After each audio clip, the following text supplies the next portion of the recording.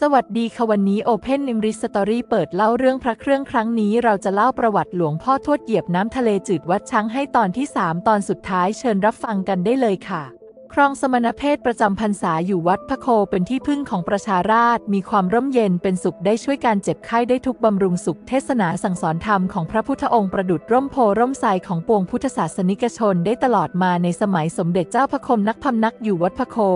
นั้นยังมีสามเณรน้อยรูปหนึ่งได้บวชมาแต่อายุน้อยได้ปฏิบัติทำอย่างเคร่งครัดมีความขยันหมั่นเพียรก่อแต่การกุศลในพระพุทธศาสนาและตั้งจิตอธิษฐานจะขอพบพระศรีอริยะอย่างแรงกล้าอยู่มาคืนหนึ่งมีคนแก่ถือดอกไม้เดินเข้ามาหาแล้วประเคนดอกไม้ส่งให้แล้วบอกว่านี่เป็นดอกไม้ทิพย์ไม่รู้จักร่วงโรยพร้อมกับกล่าวว่าพระศรีอริยโพธิสัตว์นั้นขณะนี้ได้จุติลงมาเกิดในเมืองมนุษย์เพื่อโปรดสัตว์ในพระพุทธศาสนาสามเณรเจ้าจงถือดอกไม้ทิพย์นี้ออกค้นหาเถิดหากผู้ใดรู้จักกำเนิดของดอกไม้นี้แล้วผู้นั้นแหละเป็นองค์พระศรีอริยะที่จุติลงมาเจ้าจงพยายามเที่ยวค้นหาคงจะพบเมื่อกล่าวจบแล้วคนแก่นั้นก็อันตรธานหายไปทันทีสามเณรน้อยมีความปิติยินดียิ่งนักวันรุ่งเช้าจึงเข้ากราบลาสมภารเจ้าอาวาสถือดอกไม้ทิพย์เดินออกจากวัดไปสามเณรเดินทางตรักตรำลำบากไปทั่วทุกหนทุกแห่งก็ไม่มีใครทักถามถึงดอกไม้นี้แล้วผู้นั้นแหละเป็น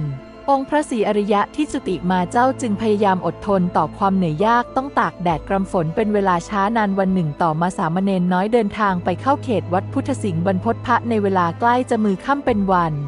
ขึ้น15 ค่ำพระจันทร์เต็มดวงส่องรัศมีจ้าไปทั่วท้องฟ้าและเป็นวันที่พระภิกษุสงฆ์ลงธรรม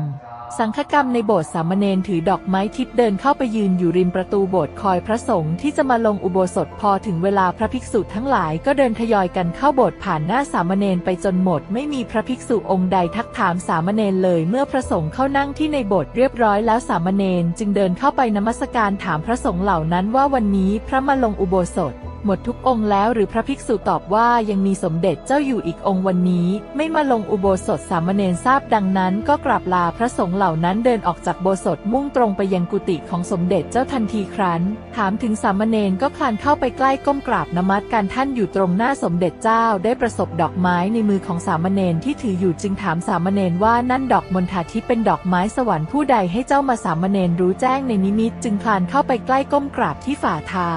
แล้วประเคนถวายดอกไม้ทิพย์นั้นแก่สมเด็จเจ้าทันทีเมื่อสมเด็จเจ้ารับประเคนดอกไม้ทิพย์จากสามเณรน้อยแล้วท่านได้สงบอารมณ์อยู่ชั่วครู่มิได้พูดจาประการใดแล้วลุกขึ้นเรียกสามเณรเดินตรงเข้าในกุฏิปิดประตูลงกลอนและเงียบหายไปในคืนนั้นมิได้ร่องรอยแต่อย่างใดเหลือไว้ให้พิสูจน์จนเวลาล่วงเลยมาถึงบัดนี้การหายตัวไปของสมเด็จเจ้าพระโคครั้งนั้นประชาชนเล่าลือกันว่าท่านได้สำเร็จสู่สวรรค์ไปเสียด้วยอำนาจบุญบารมีอภินิหารแรงกล้าตามที่กล่าวเล่าลือกันเช่นนี้เพราะมีเหตุอัศจรรย์ปรากฏขึ้นในคืนนั้นว่าบนอากาศบริเวณวัดพระโคได้มีดวงไฟโตขนาดเท่าดวงใต้ส่องรัศมีสีต่างๆเป็นปริมณฑลดังพระจันทร์ทรงกรดลอยวงเวียนรอบบริเวณวัดพระโคส่องรัศมีสว่างจ้าไปทั่วบริเวณวัดเมื่อดวงไฟดวงนั้นลอยวงเวียนอยู่ครบ3 รอบแล้วลอยเคลื่อนไปทางทิศอาคเนย์เงียบหายไปรุ่งขึ้นประชาชนมาร่วมประชุมกันที่วัดและต่างคนต่างก็เข้าใจว่าสมเด็จเจ้าท่านสำเร็จสู่สวรรค์ไปแล้วจึงได้พากันพนมมือขึ้นเหนือศีรษะพร้อมกันเปล่งเสียงว่าสมเด็จเจ้าพระโคไปเสียแล้วข้าเมื่อสมเด็จเจ้าพระโคหายไปจากวัดพระโคครั้งนั้นสมเด็จเจ้าท่านได้ทิ้งของสำคัญไว้ให้เป็นที่สักการะของประชาชนตลอดมาคือ 1. ดวงแก้วที่พระยังใหญ่ให้ครั้งเป็นทารกอยู่ในเปล1 ดวงและสมภารทุกๆองค์ของวัดพระโคได้เก็บรักษาไว้จนถึงบัดนี้ปรากฏว่าแก้วดวงนี้ไม่มีใครกล้านำออกจากบริเวณวัดพระโคเพราะเกรงจะเกิดภัยก่อนที่สมเด็จเจ้าพระโคหายไปปรากฏว่าท่านได้ขึ้นไปทำสมาธิอยู่บนชะง่อนผาบนภูเขาบาทได้เอาเท้าซ้ายเหยียบลงบนลาดผาลึกเป็นรอยเท้าเป็นที่สักการบูชาของประชาชนมาจนกระทั่งบัดนี้และต่อมาเล่ากันว่าสมัยที่สมเด็จเจ้าพระโคตำบลชุมพลอำเภอสถิงพระจังหวัดสงขลาครั้งนั้นได้มีพระภิกษุชรารูปหนึ่งปรากฏตัวขึ้นที่เมืองไซบุรีเวลานี้พระภิกษุรูปนี้เป็นปราชญ์ทางธรรมและเชี่ยวชาญทางอภินิหารเป็นยอดเยี่ยมชาวเมืองไซบุรีมีความเคารพเลื่อมใสมากซึ่งสมัยนั้นคนมลายูในเมืองไซบุรีนับถือศาสนาพุทธต่อมาท่านก็ได้เป็นสมภารเจ้าวัดแห่งหนึ่งในเมืองนั้นมีเรื่องชวนคิดอยู่ว่าพระภิกษุชรารูปนี้ไม่มีประชาชนคนใดจะทราบได้ว่าท่านชื่ออะไรภูมิลำเนาเดิมอยู่ที่ไหนก็ไม่มีใครซักถามจึงพากันขนานนามเรียกกันว่า ท่านลังกาองค์ท่านด่าท่านปกครองวัดด้วยอำนาจธรรมและอภินิหารอย่างยอดเยี่ยมเป็นที่พึ่งทางธรรมปฏิบัติและการเจ็บไข้ได้ทุกข์ของประชาชนด้วยความเมตตาทำประชาชนเพิ่มความเคารพเลื่อมใสท่านตลอดถึงพระยาแก้มดำเจ้าเมืองไซบุรีสมัยตอนนั้นและท่านก็มีความสุขตลอดมาและจากตำนานเมืองปัตตานีรวบรวมโดยพระศรีบุรีรัมย์รัตน์สิทธิณสงขลาในอำเภอยะรังมีความตอนหนึ่งว่าพระยาแก้มดำเจ้าเมืองไซบุรีจะหาชัยภูมิที่ดีสร้างเมืองให้เจสิตีน้องสาวครอบครองจึงเสียงสัตว์อธิษฐานปล่อยช้างตัวคู่บ้านคู่เมือง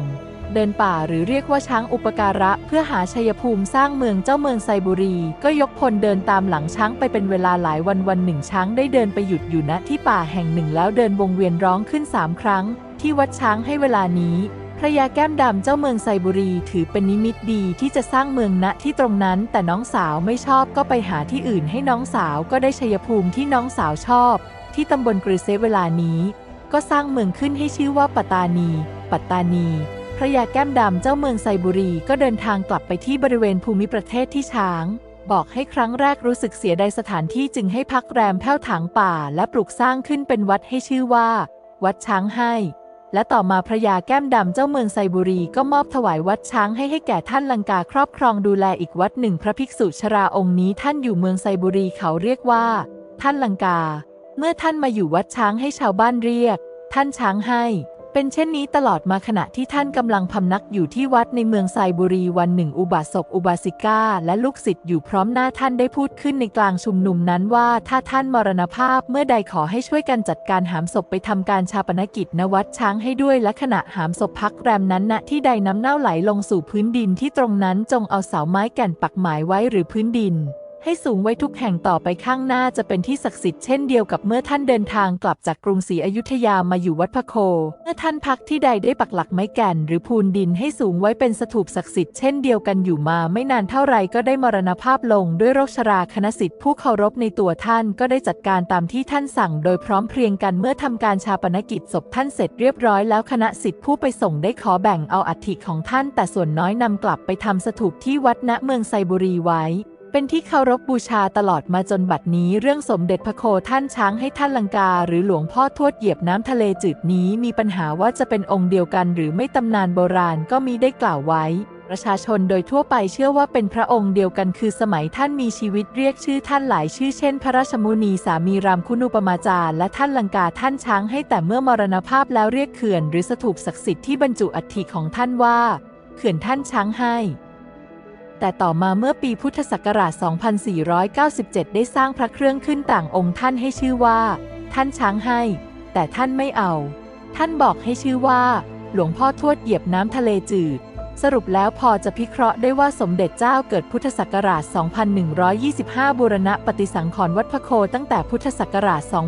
2151 ถึงพุทธศักราช 2154 เป็นเวลา 3 ปีเสร็จบริบูรณ์ท่านสมเด็จเจ้าได้พำนักอยู่วัดพระโคอย่างมาก 10 ปีเท่ากับถึงพุทธศักราช 2165 ตอนนั้นอายุท่าน 40 ปีแต่ท่านมีอายุยืนถึง 90 ปีครั้งที่ท่านพระครูวิสัยโสพลอาจารย์ทิมธมมดโร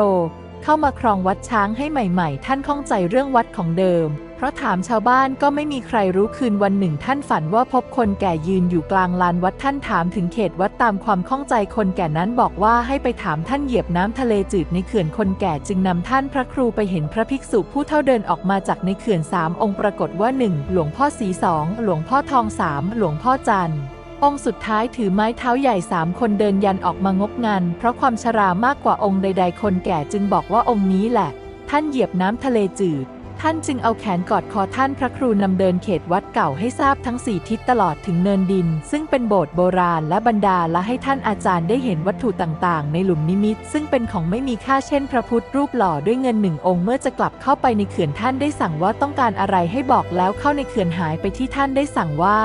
ต้องการอะไรให้บอกนั้นหากมาพิจารณาดูถึงความต้องการนับตั้งแต่ความปรารถนาของท่านอาจารย์ทิมเรื่องการสร้างโบสถ์ก็ดีการจะสร้างองค์เจดีย์ก็ตามก็สำเร็จเรียบร้อยดังที่เคยตั้งความหวังเอาไว้แต่อดีตยิ่งกว่านั้นต่อมายังมีความสำเร็จที่กล่าวได้ว่าสำเร็จอย่างสมบูรณ์แบบและถือเป็นปูชนียสถานที่สำคัญทางภาคใต้แห่งหนึ่งนั่นก็คือพระมหากรุณาธิคุณแห่งพระบาทสมเด็จพระเจ้าอยู่หัวในรัชกาลที่ 9ในวโรกาสเสด็จพระราชดำเนินมาทรงประกอบพิธียกฉัตรทองยอดพระเจดีย์วัดราชบูรณะวัดช้างให้ กับได้ทรงพระกรุณาโปรดเกล้าโปรดกระหม่อมพระราชทานพระบรมสารีริกธาตุเพื่อบรรจุในองค์พระเจดีย์ดังที่ปรากฏอยู่ณบัดนี้วันพุธที่ 13 เมษายน พุทธศักราช 2531 จบลงไปแล้วตอนที่ 3 เรื่องราวของพระประวัติหลวงปู่ทวดตำนานความศักดิ์สิทธิ์ตอนสุดท้ายที่แอดมินนำมาเล่าให้ฟังโปรดติดตามคลิปใหม่เรามีเรื่องราวดีสาระน่ารู้เกี่ยวกับพระเครื่องและพระภิกษุผู้ปฏิบัติดีที่น่าเคารพและเลื่อมใสศรัทธาของบรรดาสาธุชนผู้มีบุญที่ได้รู้จักและได้เล่าสู่กันฟังถ้าชอบคลิปนี้ฝากกดไลค์กดติดตามกดแชร์และกด Subscribe ด้วยนะคะพบกันใหม่คลิปหน้าสำหรับวันนี้สวัสดีค่ะ